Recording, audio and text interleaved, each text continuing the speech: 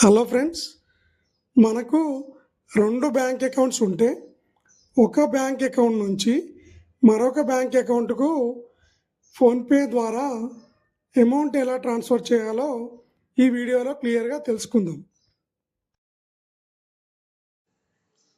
ఇప్పుడు మనం PhonePe open చేసిన తర్వాత to bank and self account అనేది కనిపిస్తుంది కదా, దీన్ని క్లిక్ చేయాలన్నమాట.